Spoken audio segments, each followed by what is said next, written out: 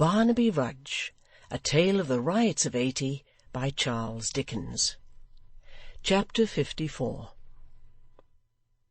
Rumours of the prevailing disturbances had, by this time, begun to be pretty generally circulated through the towns and villages round London, and the tidings were everywhere received with that appetite for the marvellous and love of the terrible which have probably been among the natural characteristics of mankind since the creation of the world. These accounts, however, appeared to many persons at that day, as they would to us at the present, but that we know them to be matter of history, so monstrous and improbable, that a great number of those who were resident at a distance, and who were credulous enough on other points, were really unable to bring their minds to believe that such things could be, and rejected the intelligence they received on all hands as wholly fabulous and absurd. Mr Willet, not so much perhaps on account of his having argued and settled the matter with himself as by reason of his constitutional obstinacy, was one of those who positively refused to entertain the current topic for a moment. On this very evening, and perhaps at the very time when Gashford kept his solitary watch, old John was so red in the face with perpetually shaking his head in contradiction of his three ancient cronies and pot companions, that he was quite a phenomenon to behold, and lighted up the maypole porch wherein they sat together like a monstrous carbuncle in a fairy tale. "Do you think, sir," said Mr Willet, looking hard at Solomon Daisy, for it was his custom in cases of personal altercation to fasten upon the smallest man in the party, "do you think, sir, that I'm a born fool?" "No, no, Johnny," returned Solomon, looking round upon the little circle of which he formed a part. "We all know better than that. You're no fool, Johnny. No, no."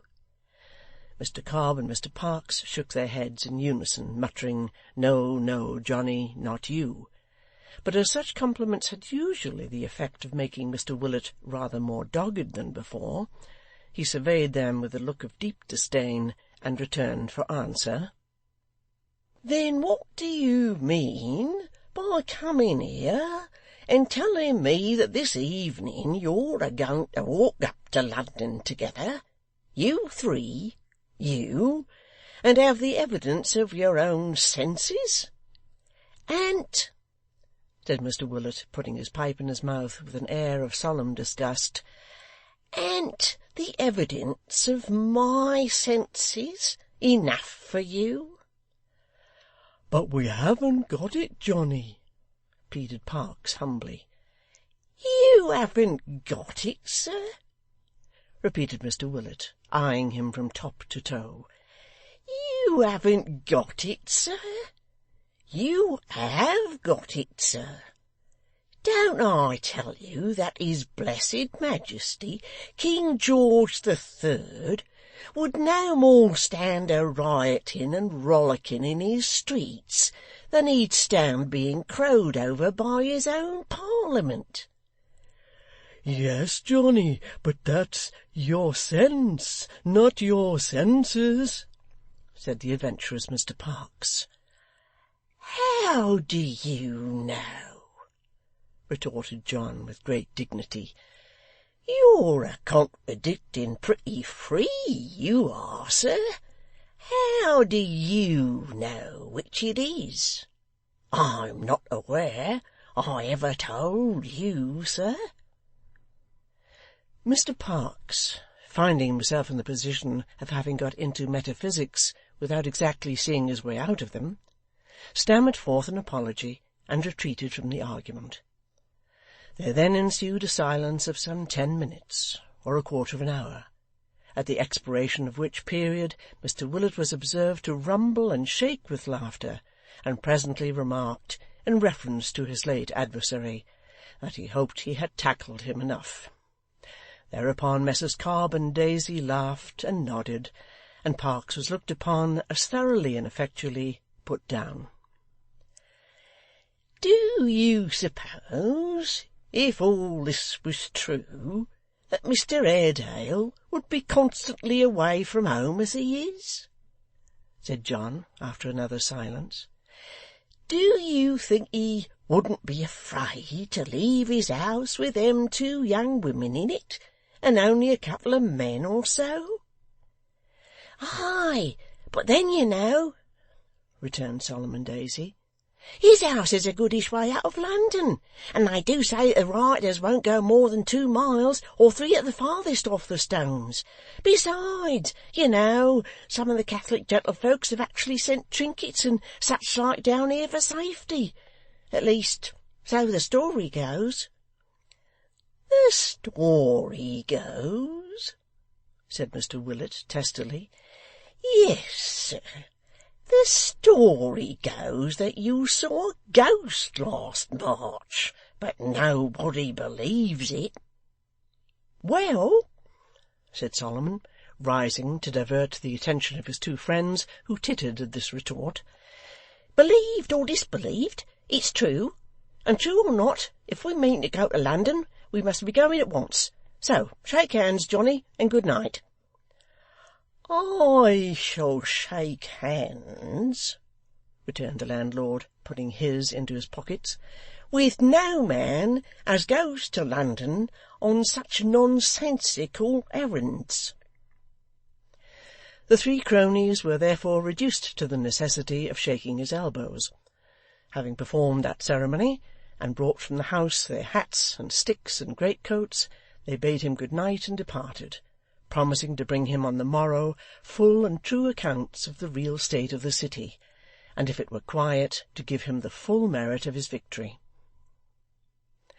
John Willet looked after them as they plodded along the road in the rich glow of a summer evening, and knocking the ashes out of his pipe, laughed inwardly at their folly until his sides were sore. When he had quite exhausted himself, which took some time, for he laughed as slowly as he thought and spoke, he sat himself comfortably with his back to the house, put his legs upon the bench, then his apron over his face, and fell sound asleep. How long he slept matters not, but it was for no brief space, for when he awoke the rich light had faded, the sombre hues of night were falling fast upon the landscape, and a few bright stars were already twinkling overhead.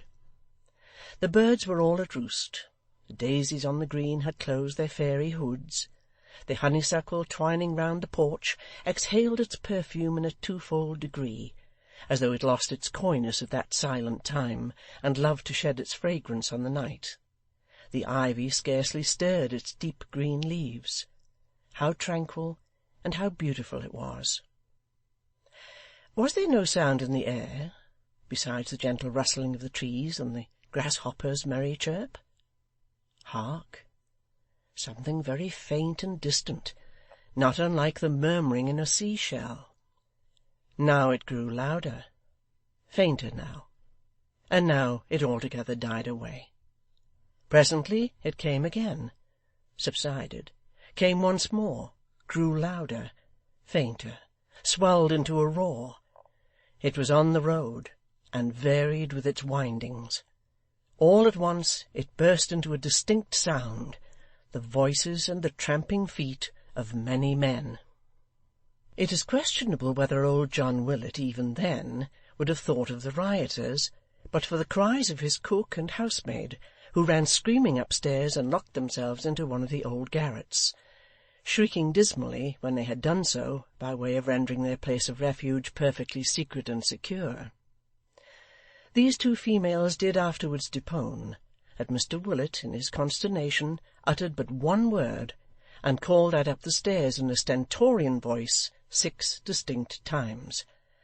But as this word was a monosyllable, which, however inoffensive when applied to the quadruped it denotes, is highly reprehensible when used in connection with females of unimpeachable character. Many persons were inclined to believe that the young women laboured under some hallucination caused by excessive fear, and that their ears deceived them.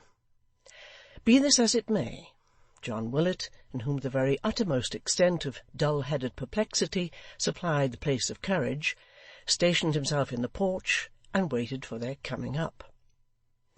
Once it dimly occurred to him that there was a kind of door to the house, which had a lock and bolts, and at the same time some shadowy ideas of shutters to the lower windows flitted through his brain. But he stood stock still, looking down the road in the direction which the noise was rapidly advancing, and did not so much as take his hands out of his pockets. He had not to wait long. A dark mass, looming through a cloud of dust, soon became visible. The mob quickened their pace, shouting and whooping like savages.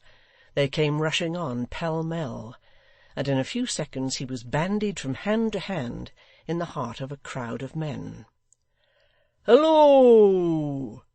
cried a voice he knew, as the man who spoke came cleaving through the throng. "Where is he? Give him to me. Don't hurt him. How now, old Jack?" Mr Willet looked at him, and saw it was Hugh, but he said nothing, and thought nothing. "These lads are thirsty and must drink," cried Hugh, thrusting him back towards the house. "Bustle, Jack, bustle. Show us the best, the very best, the overproof that you keep for your own drinking, Jack."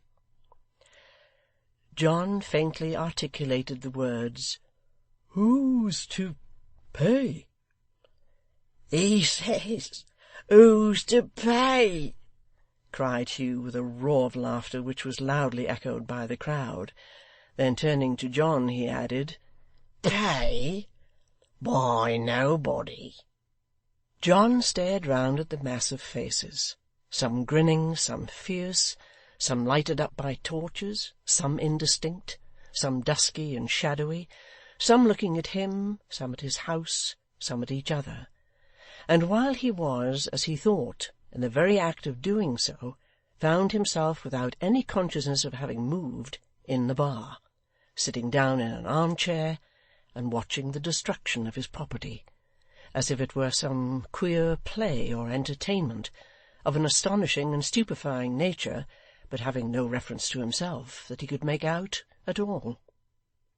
Yes, here was the bar that the boldest never entered without special invitation, the sanctuary, the mystery, the hallowed ground.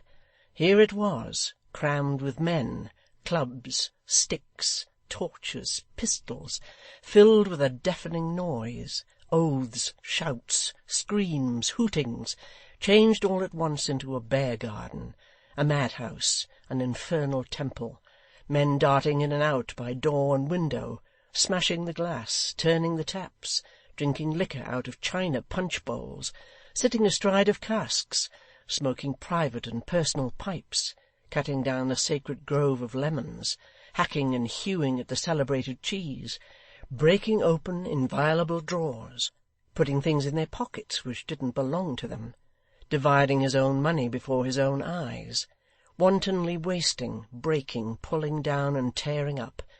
Nothing quiet, nothing private, men everywhere, above, below, overhead, in the bedrooms, in the kitchen, in the yard, in the stables, clambering in at windows when there were doors wide open, dropping out of windows when the stairs were handy, leaping over the banisters into chasms of passages, new faces and figures presenting themselves every instant, some yelling, some singing, some fighting, some breaking glass and crockery, some laying the dust with the liquor they couldn't drink, some ringing the bells till they pulled them down, others beating them with pokers till they beat them into fragments. More men still, more, swarming on like insects, noise, smoke, light, darkness, frolic, anger, laughter, groans, plunder, fear, and ruin.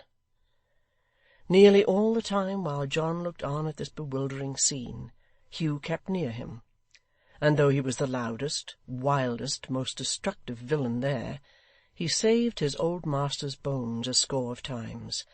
Nay, even when Mr Tappertit, excited by liquor, came up, and in assertion of his prerogative, politely kicked old John Willet on the shins, Hugh bade him return the compliment, and if old John had had sufficient presence of mind to understand this whispered direction, and to profit by it, he might no doubt, under Hugh's protection, have done so with impunity. At length the band began to reassemble outside the house, and to call to those within to join them, for they were losing time.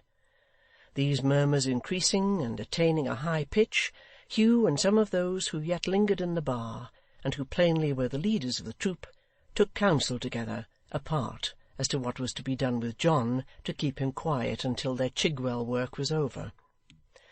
Some proposed to set the house on fire and leave him in it; others that he should be reduced to a state of temporary insensibility by knocking on the head; others that he should be sworn to sit where he was until to-morrow at the same hour; others again that he should be gagged and taken off with them under a sufficient guard. All these propositions being overruled, it was concluded at last to bind him in his chair, and a word was passed for Dennis. "Look'ee here, Jack," said Hugh, striding up to him, "we are going to tie you, hand and foot, but otherwise you won't be hurt. Do you hear?" John Willet looked at another man, as if he didn't know which was the speaker, and muttered something about an ordinary every Sunday at 2:00. "You won't be hurt, I tell you. Jack, do you hear me?" roared Hugh, impressing the assurance upon him by means of a heavy blow on the back. "He's so dead scared he's wool-gathering, I think. Give him a drop of something to drink here. Hand over, one of you." A glass of liquor being passed forward, Hugh poured the contents down old John's throat. Mr Willet feebly smacked his lips, thrust his hand into his pocket, and inquired what was to pay, adding, as he looked vacantly round, that he believed there was a trifle of broken glass. "He's out of his senses for the time, it's my belief," said Hugh, after shaking him, without any visible effect upon his system, until his keys rattled in his pocket. "Where's that Dennis?" The word was again passed, and presently Mr Dennis, with a long cord bound about his middle, something after the manner of a friar, came hurrying in, attended by a bodyguard of 6 of his men. "Come, be alive here!" cried Hugh, stamping his foot upon the ground. "Make haste!" Dennis, with a wink and a nod, unwound the cord from about his person, and raising his eyes to the ceiling, looked all over it, and round the walls and cornice, with a curious eye, then shook his head. "Move, man, can't you?" cried Hugh, with another impatient stamp of his foot. "Are we to wait here till the cry has gone for 10 miles round, and our work's interrupted?" "It's all very fine talking, brother," answered Dennis, stepping towards him, "but unless—" and here he whispered in his ear, "unless we do it over the door, it can't be done at all in this here room." "What can't?" Hugh demanded. "What can't?" retorted Dennis. "Why, the old man can't." "Why, you weren't going to hang him?" cried Hugh. "No, brother," returned the hangman with a stare. "What else?" Hugh made no answer, but snatching the rope from his companion's hand, proceeded to bind old John himself. But his very first move was so bungling and unskilful that Mr Dennis entreated, almost with tears in his eyes, that he might be permitted to perform the duty. Hugh consenting, he achieved it in a twinkling. "There," he said, looking mournfully at John Willet, who displayed no more emotion in his bonds than he had shown out of them. "That's what I call pretty and workmanlike. He's quite a picture now. But, brother, just a word with you, now that he's ready trussed, as one may say. Wouldn't it be better for all parties if we was to work him off? It would read uncommon well in the newspapers, it would indeed. The public would think a great deal more on us." Hugh, inferring what his companion meant, rather from his gestures than his technical mode of expressing himself, to which, as he was ignorant of his calling, he wanted the clue, rejected this proposition for the second time, and gave the word "forward," which was echoed by 100 voices from without. "To the Warren!" shouted Dennis as he ran out, followed by the rest, A witness's house, my lads!' A loud yell followed, and the whole throng hurried off, mad for pillage and destruction. Hugh lingered behind for a few moments, to stimulate himself with more drink, and to set all the taps running, a few of which had accidentally been spared. Then, glancing round the despoiled and plundered room, through whose shattered window the rioters had thrust the Maypole itself, for even that had been sawn down, lighted a torch, clapped the mute and motionless John Willet on the back, and waving his light above his head, and uttering a fierce shout, hastened after his companions. Chapter 54.